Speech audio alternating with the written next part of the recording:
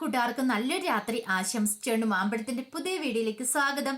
നമുക്ക് നേരെ ഗൗരിയുടെ ശങ്കറിന്റെ നാളത്തെ നല്ലൊരു പ്രമോ വിശേഷം കണ്ടാലോ.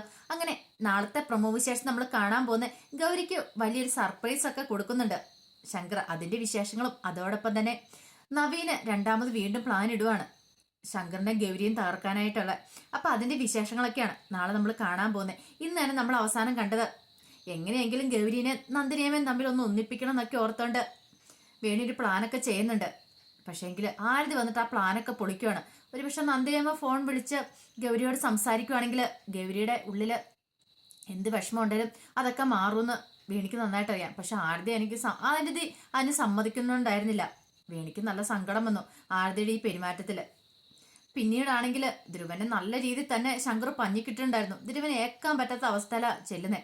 അങ്ങനെ ചെന്ന് കഴിയുമ്പോൾ ധ്രുവനെ കാണാനായിട്ട് നവീൻ വരുന്നുണ്ട്. ധ്രുവന്റെ ഈ അവസ്ഥ കണ്ടു കഴിഞ്ഞപ്പോൾ തന്നെ നവീൻ പറഞ്ഞു, ഞാൻ പറഞ്ഞല്ലേ ബ്രോ, നിന്നോട് ഒരു കാരണവശാലും അങ്ങോട്ട് പോവരുതെന്ന്. പിന്നീട് ധ്രുവൻ പറയുവാണ്, എന്നെ ചതിച്ച ആരാന്നറിയോ? ഞാൻ ഇത്രയും കാലം സ്നേഹിച്ച് എന്റെ നെഞ്ചിൽ കൊണ്ടുനടന്നിരുന്ന എന്റെ കാമുകി തന്നെ എന്നെ ചതിച്ചെന്ന് പറയാം. അല്ല, ശിവരഞ്ജനി എന്ന് ചോദിക്കുക. അതെ, ശിവരഞ്ജനി അവളാണ് എന്നെ ചതിച്ച് ശങ്കറിന്റെ അടുത്ത് എത്തിച്ചതെന്ന് പറയാം. ഓഹോ, അപ്പം അവൻ മുൻകൂട്ടി എല്ലാം പ്ലാൻ ചെയ്തിരിക്കുന്നു. അവന് മനസ്സിലായിട്ടുണ്ട് നിന്റെ കാമുകിയാണ് ശിവരഞ്ജനി എന്നുള്ള സത്യം. അതെ, അതൊക്കെ മനസ്സിലാക്കിയിട്ടുണ്ട്. അവനും കളി തുടങ്ങിയിട്ടുണ്ട്. പക്ഷെ ഇന്ന് ആ ഗൗരി ഉള്ളതുകൊണ്ട് മാത്രമാണ് ഞാൻ രക്ഷപ്പെട്ടെ. പക്ഷെ എങ്കിൽ ഇല്ലായിരുന്നു അവൻ എന്നെ ശരിയാക്കിയെന്ന് പറയാം. നവീൻ പറഞ്ഞു, ഏയ് അങ്ങനെയൊന്നും അതിനൊന്നും ചെയ്യാനുള്ള ശങ്കറിന് ധൈര്യമില്ലെന്ന് പറയാം. ഏയ് അതൊന്നുമല്ല, ശങ്കറിനെ നിനക്ക് ശരിക്കും അറിയത്തില്ലാഞ്ഞിട്ടാ നവീൻ എന്ന് പറയുവാണ്. ഈ സമയം നവീൻ പറഞ്ഞു, ഇതങ്ങനെ വെറുതെ വിട്ടിട്ട് കാര്യമില്ല, ഒരു തിരിച്ചടി കൊടുക്കണ്ടേന്ന് ചോദിക്കുക. തിരിച്ചടി കൊടുക്കണം, പക്ഷെ നമുക്ക് എന്ത് ചെയ്യാൻ പറ്റും എന്ന് ഞാൻ കാണിച്ചുതരാം. നമ്മൾ ഇതുമായിട്ട് പിന്മാറില്ല, നമ്മൾ പുതിയ പ്ലാൻ തയ്യാറാക്കുന്നു. ഒരു പ്ലാൻ പൊളിഞ്ഞെന്ന് ഓർത്തോണ്ട് ഇനി ഇപ്പൊ ശങ്കറിനെയും ഗൗരിയും തകർക്കാനായിട്ട് 100,000 പ്ലാൻ കിടക്കുക. പിന്നെ എന്തുകൊണ്ടാ, നാളെ തന്നെ നമുക്ക് ഇതിന്റെ തിരിച്ചടി കൊടുക്കണം. ധ്രുവമ്മച്ചാന്റെ ദേഹത്ത് അവൻ കൈ വെച്ചിട്ടുണ്ടെങ്കിൽ അതിന് 8ന്റെ പണി തന്നെ ഗൗരിക്ക് ശങ്കറിനും കൊടുക്കണമെന്ന് പറയണം. അങ്ങനെ ഒരു പ്ലാൻ തന്നെ നവീന് ധ്രുവനോട് പറയണം. എല്ലാം കേട്ടതിനും ധ്രുവന് മനസ്സിലായി, ഇത് കൊള്ളാം, ഇത് വർക്കാവുമെന്ന് പറയാണ്. ഈ സമയത്ത് ഗൗരിയോട് ശങ്കർ പറഞ്ഞു, അതെ നമുക്ക് നാളെ രാവിലെ ഒരു സ്ഥലത്ത് പോകണമെന്ന് പറയാം. അല്ല, എവിടെ പോണേ? അതൊക്കെ സർപ്രൈസാ, രാവിലെ തന്നെ റെഡി ആവണമെന്ന് പറയാണ്. പക്ഷെ എവിടെ എന്താണെന്നൊന്നും ഗൗരിയോട് ശങ്കർ പറഞ്ഞിരുന്നില്ല. ഈ സമയത്ത് വേണി ആകെപ്പാട് ടെൻഷനിലായിരുന്നു. വേണി നേരെ മുറിയിലേക്ക് ചെല്ലുമ്പോൾ ആദർശ് അവിടെ ഉണ്ട്. ആദർശ് എന്താ തന്റെ മുഖത്ത് എന്തായാലും വിഷമെന്ന് ചോദിക്കുക. ഏയ് ഒന്നുമില്ല, കാര്യം എന്താന്ന് പറ. പിന്നീട് നന്ദിനിയമ്മയെ കൊണ്ട് ഫോൺ ഉപയോഗിക്കുന്ന കാര്യമൊക്കെ പറഞ്ഞ് ഗൗരിയോട് സംസാരിക്കുന്ന കാര്യങ്ങളൊക്കെ പറയണം. അല്ല, എനിക്ക് നല്ല പേടിയുണ്ട്. ഒരു പക്ഷേങ്കിൽ ഗൗരിയുടെ മനസ്സിലിപ്പോൾ എന്തായിരിക്കുമെന്ന് പോലും അറിയില്ല. ആദർശ് പറയാം, ശരിയാ ഗൗരി പക്ഷെ ഒന്നും മനസ്സിൽ വിചാരിച്ചുകൊണ്ടല്ല അങ്ങനെയും ചെയ്തിരിക്കുന്നത്. അതിന് പിന്നെ എന്തെങ്കിലും ഒരു കാരണം കാണുമായിരിക്കും. പക്ഷെ ആരതിക്ക് അത് മനസ്സിലാകുന്നില്ല. ഒരു കാര്യമില്ലാതെ ഗൗരി അങ്ങനെ ചെയ്യുമെന്ന് ആദർശന് തോന്നുന്നുണ്ടോ എന്ന് ചോദിക്കുക. ആദർശന് ശരിയാ ഇല്ല. ഈ സമയം വേണി പറഞ്ഞു, ഇത്രയും കാലം ഒരു കാര്യം മനസ്സിൽ വിചാരിക്കണം, ഗൗരി ഈ വീടിന് വേണ്ടിയിട്ട്, ഈ വീടിൽ എല്ലാവർക്കും വേണ്ടിയാ ജീവിച്ചേ. ഇനി അങ്ങനെ തന്നെ ആയിരിക്കും. തന്റെ അനിയത്തിക്ക് ഒരു നല്ല കാലം വരുമ്പോൾ അതിനകത്ത് ഒരിക്കലും ഒരു അസൂയ തോന്നുന്ന ഒരാളല്ല ഗൗരി. അവളുടെ സ്വഭാവം അങ്ങനെയല്ല. എനിക്ക് ഇത്രയും കാലമായിട്ടാണെങ്കിലും എനിക്കത് മനസ്സിലായേക്കുന്ന കാര്യം. ആദർശാണ് അങ്ങനെയല്ലേ തോന്നുന്നതെന്ന് ചോദിക്കുക. അതെ, അങ്ങനെ തന്നെ തോന്നുന്നത്. അങ്ങനെയുള്ള ഗൗരി ഒരു കാരണവശാലും ആരതിക്കൊരു നല്ല വിവാഹ ജീവിതം കിട്ടുമ്പോൾ അത് തട്ടിത്തെറിപ്പിക്കാനായിട്ട് ശ്രമിക്കില്ല. ഇതിന് പിന്നില് വേറെ എന്തൊക്കെയോ കാര്യമുണ്ട് ആദർശേട്ടാ.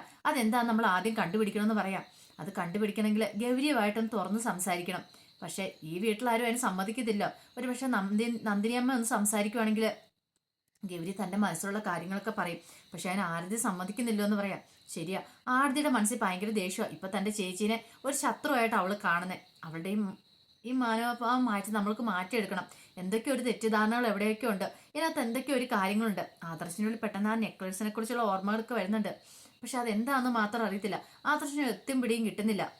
അന്ന് നവീന്റെ കൈയൊക്കെ ഉണ്ട് ആ നെക്ലേസ് തന്നെ കൊല്ലാനായിട്ട് വന്നു കഴിഞ്ഞപ്പം താൻ ICU കിടക്കുന്ന സമയത്ത് ഓക്സിജൻ മാസ്ക് ഒക്കെ എടുത്ത് മാറ്റിയ കാര്യമൊക്കെ ആദർശിന് ഉള്ളിലേക്ക് വരിക. പക്ഷെ അതൊന്നും ഇപ്പം ഇവളോട് പറയാൻ പാടില്ല. ഇവൾ അറിഞ്ഞിട്ടുണ്ടെങ്കിൽ അത് ശരിയാവത്തില്ല. പിന്നീട് ആദർശോട് നമുക്ക് കണ്ടുപിടിക്കാൻ വേണ്ടി നീ ധൈര്യമായിട്ടിരിക്കുക. ഒരു പക്ഷേങ്കിൽ അച്ഛനും അമ്മ ആരെങ്കിലും വിളിച്ചിട്ടുണ്ടെങ്കിൽ ഗൗരി ഇങ്ങോട്ട് തിരികെ വരുമെന്ന് പറയാം. അങ്ങനെ വന്നു കഴിഞ്ഞിട്ടുണ്ടെങ്കിൽ അവളുടെ മനസ്സിലുള്ള കാര്യങ്ങൾ എന്തായിരുന്നു എന്നൊക്കെ നമുക്ക് മനസ്സിലാക്കാൻ പറ്റും. ഒരു കാരണവശാലും ഈ കുടുംബത്തിനൊരു ചീത്ത കാര്യം സംഭവിക്കാനായിട്ട് ഗൗരി ഒരു തീരുമാനം എടുക്കില്ല എന്ന് ആദർശന് നല്ല ഉറപ്പുണ്ടായിരുന്നു.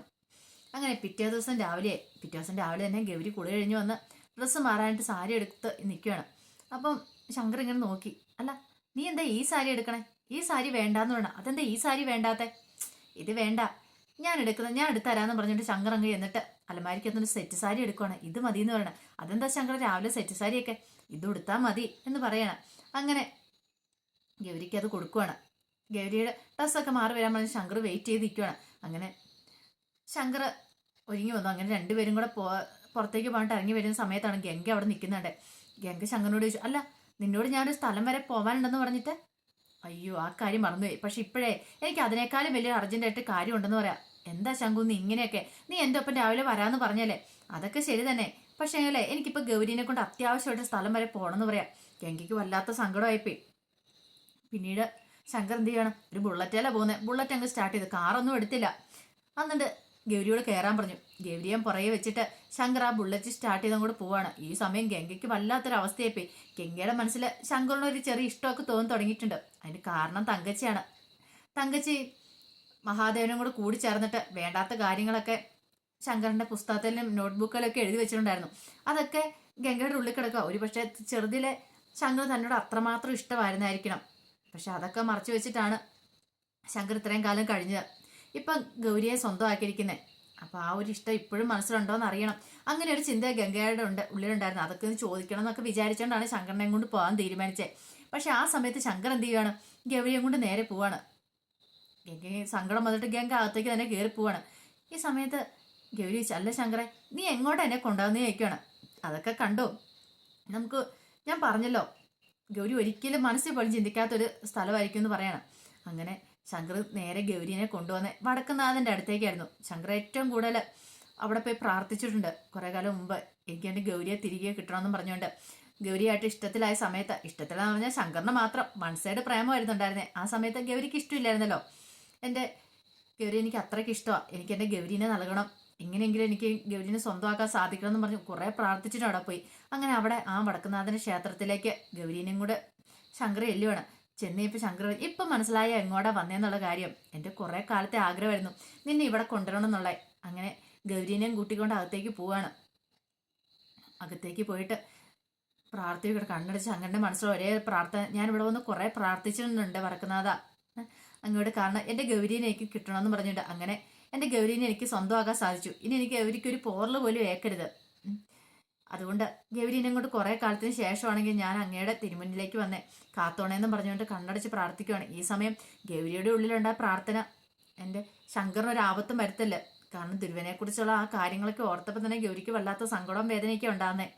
ഞങ്ങൾ എല്ലാ കാലത്തും ഇങ്ങനെ നല്ല സന്തോഷത്തോടു കൂടി മുന്നോട്ട് ജീവിക്കാനായിട്ട് ഞങ്ങൾക്ക് താങ്ങും തള്ളുമായിട്ട് ഉണ്ടാവണമെന്ന് പറഞ്ഞുകൊണ്ടാണ് ഇത് ഗൗരിയുടെ പ്രാർത്ഥന. അപ്പൊ ശങ്കർ ഗൗരിക്ക് വേണ്ടി പ്രാർത്ഥിച്ച ഗൗരി ശങ്കറിന് വേണ്ടിയിട്ടായിരുന്നു പ്രാർത്ഥിക്കുന്നത്. അങ്ങനെ പ്രാർത്ഥനയെല്ലാം കഴിഞ്ഞ് പുറത്തിറങ്ങി കഴിഞ്ഞപ്പോൾ ശങ്കർ പറഞ്ഞു, ഇനി ഒരു സർപ്രൈസും കൂടെ ഉണ്ടെന്ന് പറയണം. സർപ്രൈസോ? അതെന്താന്ന് ചോദിക്കണം. അതൊക്കെ ഞാൻ പറയാം, ഇങ്ങോട്ട് വരാനും പറഞ്ഞ് ഗൗരീനെ അങ്ങോട്ട് കൂട്ടിക്കൊണ്ട് പോവാണ്. അപ്പൊ അതിന്റെ വിശേഷങ്ങളൊക്കെ നാളെ കാണാൻ പോകുന്നത്. സർപ്രൈസ് എന്താന്ന് നാളെ രാവിലത്തെ ഫുൾ വിശേഷം വരുമ്പോൾ അറിയാട്ടോ. അപ്പൊ ആ വിശേഷങ്ങളൊക്കെ നമുക്ക് എല്ലാവർക്കും കാത്തിരിക്കാം. ഏറ്റവും വലിയ സർപ്രൈസ് തന്നെ കൊടുത്തിരിക്കുന്നത് വടക്കുന്നാഥന്റെ അടിയിലേക്ക് കൊണ്ടുവരുന്നത്. ഗൗരി സ്വപ്നത്തിൽ പോലും വിചാരിച്ച കാര്യമല്ല ശങ്കർ തന്നെ അങ്ങോട്ട് കൊണ്ടുപോകുന്നുള്ളത്. അപ്പൊ ആ വിശേഷങ്ങളൊക്കെ നമുക്ക് എല്ലാവർക്കും കാതോർത്തിരിക്കാം. ഒരിക്കൽ കൂടി എല്ലാവർക്കും നല്ലൊരു രാത്രി ആശംസിച്ചുകൊണ്ട് നിർത്തുന്നു. നന്ദി.